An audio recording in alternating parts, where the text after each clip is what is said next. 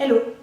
Ce soir, j'ai fini en fait d'écouter le livre Petit pays de Gaël Faye, lu par lui-même, qui rendait l'expérience d'autant plus, doublement forte.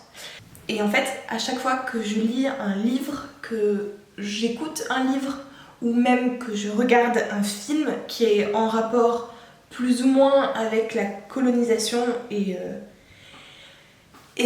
tous les impacts que ça a pu avoir, je suis vénère. En fait, c'est un sujet qui... donc, je dis colonisation et ça englobe aussi la décolonisation. Et en fait, je suis tout le temps énervée dès que en fait, je vais un peu plus loin dans l'étude en fait, de cette période et de ce qui a pu se passer et de comment en fait, en tant que pays occidentaux, en fait, on a géré ça.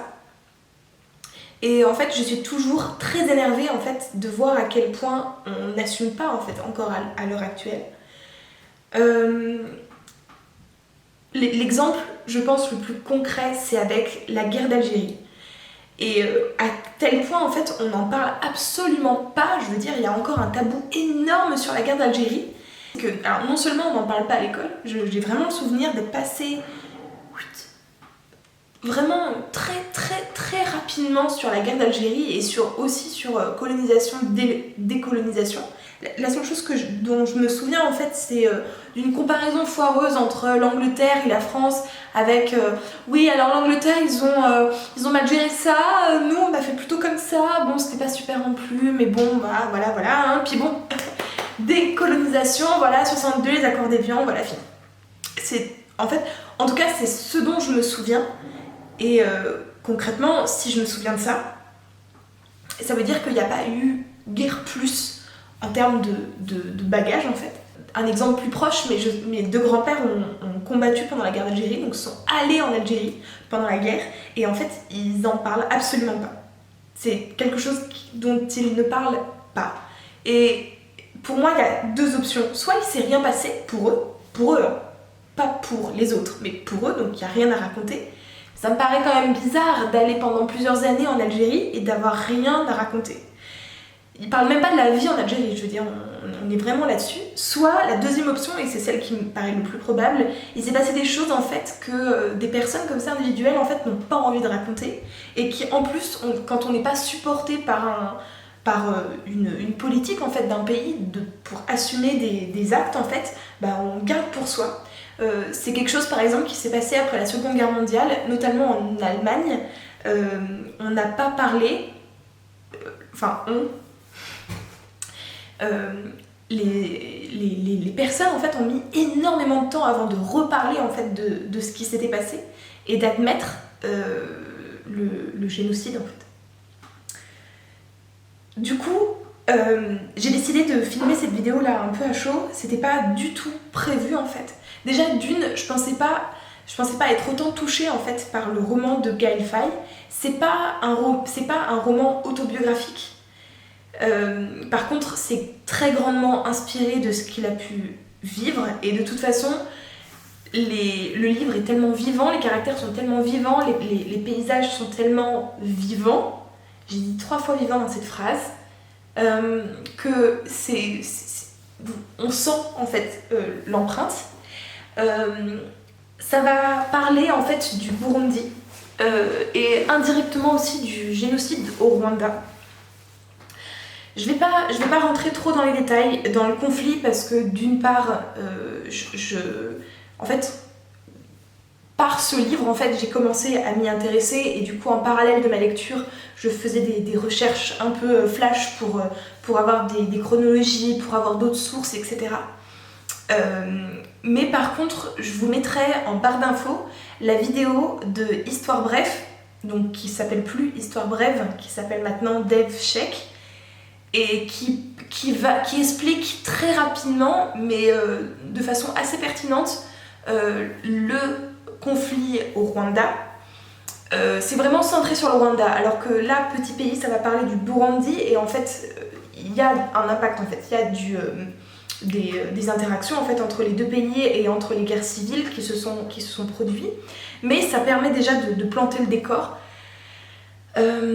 Et ensuite je vous encourage, mais juste à 100% en fait, à lire ce livre. Je pensais pas du tout, comme je le disais, être autant touchée en fait par ce roman. Je pensais pas être autant touchée bon, déjà par la plume en fait de Gaël Faye. C'est vraiment un style qui est... Enfin, l'écriture est magnifique, mais après, ça reste quand même un... Il est très à l'aise avec l'écriture. Ses chansons, parce que c'est aussi un rappeur, juste, je vous laisse, si vous connaissez pas Gaël Faye, je vous laisse juste découvrir en fait ce qu'il fait, parce que ça mérite vraiment le détour, même si on n'aime pas le rap, etc. En fait, c'est vraiment un style à part entière. Et en fait, je pensais pas du coup avoir autant en fait, d'énergie et d'émotions qui arrivent. Et ça, couplé avec le message profond en fait du livre, qui est le livre en fait va prendre comme narrateur Gabriel, donc qui est un peu une projection romancée en fait de Gaël Faye, enfant.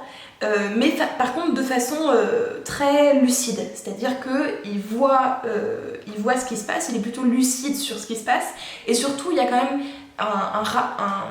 il rapporte, enfin Gabriel, donc le petit garçon du roman en fait, rapporte des discussions des adultes de façon transcrite, c'est-à-dire qu'on voit le dialogue entre le père et la mère, entre la tante, entre les cousins, qui vont en fait nous permettre aussi de passer en fait des messages, notamment sur le génocide au Rwanda, le conflit de la région des Grands Lacs en Afrique, et je dis le conflit mais en fait c'est les conflits, la guerre civile au Burundi et évidemment l'empreinte de la colonisation. Et là du coup on arrive à mon énervement profond et qui est en fait la seule chose aussi, enfin que c'est pas la seule chose, mais je suis d'une part complètement empathique en fait avec tout ça, et d'autre part, par mes yeux en fait d'occidentale, je peux que en fait me retrouver dans une position de me dire mais en fait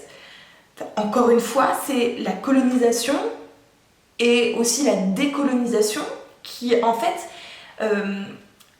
si vous voulez c'était déjà pas incroyable avant. Mais comme la plupart des pays, hein, même en Europe, c'était pas incroyable non plus. Donc c'était déjà pas incroyable, il y avait déjà une sorte de rivalité entre les Hutus et les Tutsis, mais on vivait comme ça depuis des années en fait. Et je pense qu'une révolte, comme ça a pu se passer pour nous en France avec la Révolution, elle doit venir du peuple en fait. Elle doit pas arriver à... Et je parle de révolution pas dans le sens français du terme, c'est-à-dire on sort la guillotine et on défonce tout le monde, mais c'est aussi une révolution dans le sens mathématique du terme, c'est-à-dire vraiment on change tout et on remet en cause en fait l'ordre établi et on essaie quelque chose de nouveau. C'est pas toujours judicieux, mais pour moi ça doit venir du peuple en fait, ça doit certainement pas venir de peuple colonisateur qui dit quoi, vous avez pas la démocratie? Mais attendez les gars, faut essayer la démocratie, c'est trop bien, c'est trop à la mode. Mais on vous l'a pas dit d'ailleurs, la démocratie ça a permis de mettre au pouvoir plein de gens, et plein de gens bien, et puis des gens aussi pas bien. Mais bon bref, peu importe, essayez la démocratie. Voilà, c'est très caricaturé mais c'est à peu près ce qui se passe. En fait, on est allé foutre une autre couche de merde en fait sur déjà tout ce qu'il pouvait y avoir ou pas.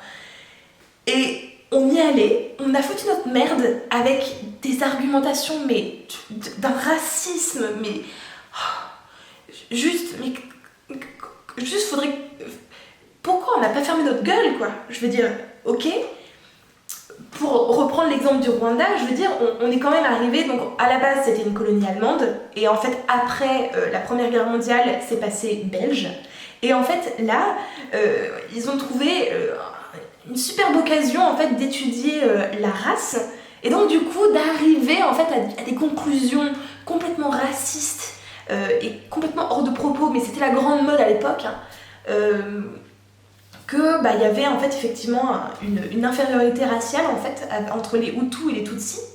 Du coup, ça rajoute une merde en plus, Et c'est ce qui a notamment généré et en fait argumenté déjà le conflit déjà existant. On est quand même resté là-bas et en fait à partir du moment où il y a eu le début en fait du génocide, déjà d'une, ça faisait plusieurs années que ça pouvait, c'est pas arrivé comme ça par là. C'est quelque chose qui est quand même assez facile à prévoir en vrai. Surtout dans un contexte où 20 ans plus tôt, on avait eu la même chose en Europe. Voilà. Et en fait, non seulement on n'a pas su endiguer, c'est-à-dire qu'on est bon pour aller foutre la merde, mais on n'est pas bon pour stopper. Et en fait, non seulement ça, mais en plus, c'était dans le plan des personnes qui organisaient le génocide, de en fait s'en prendre d'abord, il y avait l'ONU en fait, voilà. Donc, de s'en prendre d'abord au casque bleu, pour que ensuite il y ait un mouvement en fait des occidentaux pour foutre le camp.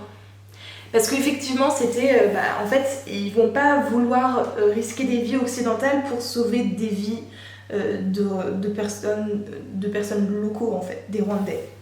C'est ce qu'ils ont fait, donc c'est-à-dire qu'ils s'en sont pris effectivement à des occidentaux en fait au début, ce qui a effectivement démarrer en fait un rapatriement en fait de toutes les personnes belges et de l'ONU. Et en fait, on est parti. Voilà, je dis on parce que c'était la Belgique, mais ça aurait été la France, ça aurait été la même chose. Voilà. Et ensuite, il y a eu quand même une tentative, mais en tout cas les personnes concernées, donc là on parle des Rwandais, ne sont pas complètement... c'est-à-dire que d'un côté français on se dirait ah mais on les a quand même aidés. De l'autre côté, c'est pas prononcé comme ça, en tout cas. Et en fait, comme je le disais en début de vidéo, en fait, à chaque fois que je me penche un peu plus sur ce genre d'histoire, avec un grand H, ce genre de période, sur ce genre d'événement, que je vois en fait le résultat de la colonisation, décolonisation, et même en règle générale, à chaque fois que, en tant qu'Occident, on est allé dans le reste du monde pour des histoires de religion, pour des histoires de société, de démocratie, etc., je crois que ça n'a rarement été bénéfique. Et de toute évidence, c'est complètement contraire à la liberté des peuples à disposer d'eux-mêmes, en fait. Et en plus de ça, on assume absolument pas en fait ce qui se passe. On n'en parle pas, c'est toujours très tabou. Colonisation, décolonisation, c'est toujours... quand on en parle, en fait, c'est soit un sujet qu'on élude.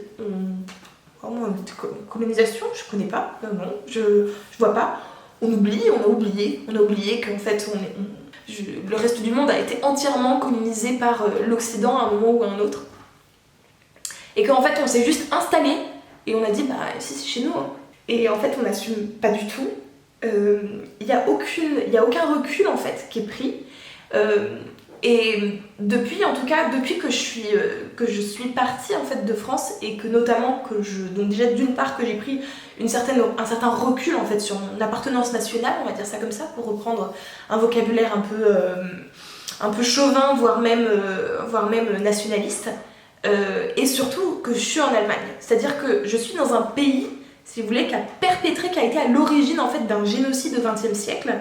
Et c'est quand même bien connu que les Allemands sont plutôt sensibles quand il s'agit de la Seconde Guerre mondiale et notamment du génocide juif, plus toutes les autres personnes que les nazis ont voulu exterminer, comme les homosexuels, les gens du voyage, les malades mentaux, les noirs aussi, les communistes, etc., etc.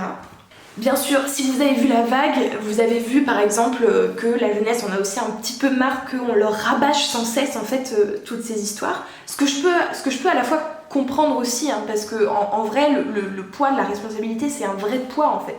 Mais à la fois en fait, mais c'est comme ça en fait. Il faut porter ce poids. Ça veut pas dire se flageller tous les jours en disant oh mon dieu, on est trop mauvais. Mais ça veut juste avoir conscience en fait du poids que nos ancêtres, et quand on parle du XXe siècle, je veux dire, c'est pas nos ancêtres, hein, c'est des grands-pères, des arrière-grands-pères, arrière-grand-mères, je veux dire, c'est des gens que de mémoire d'homme, des personnes ici vivantes en fait se souviennent et en fait bah, il faut pour le bien en fait de l'humanité en fait que les personnes qui ont oppressé le reconnaissent, s'en excusent surtout et en fait prennent en considération en fait ce que les personnes concernées par cette oppression en fait, par cette colonisation aient à dire. Et en fait pour moi je suis toujours estomaquée en fait, il y a des choses que je suis en pleine déconstruction, je veux dire on est toujours en déconstruction constante, je veux dire quand on est dans ma position on est toujours en train de se déconstruire. Et il y a des choses que je réalise seulement maintenant par rapport à toute cette période et à tout ça. Et à chaque fois, ça m'hérisse le poil en fait. Je me dis juste, mais en fait, ça, on est obligé de se déconstruire en fait pour penser à ça, pour réaliser ça. On peut pas le faire réaliser avant. Du coup, pour conclure cette espèce de réaction à chaud là que j'offre, du coup, j'ai eu l'occasion de parler avec des Allemands en fait, justement du manque en fait, ne serait-ce que de communication en fait qu'il y a par rapport à la colonisation, décolonisation en France, le manque de responsabilité prise. Et c'est vrai que les Allemands sont souvent très étonnés en fait, se disent, mais c'est quelque chose qu'ils ont fait aussi eux-mêmes, hein, je veux dire, ils n'ont pas toujours été, c'est à la sortie de la guerre, ils n'ont pas dit ouais, c'est nous le génocide.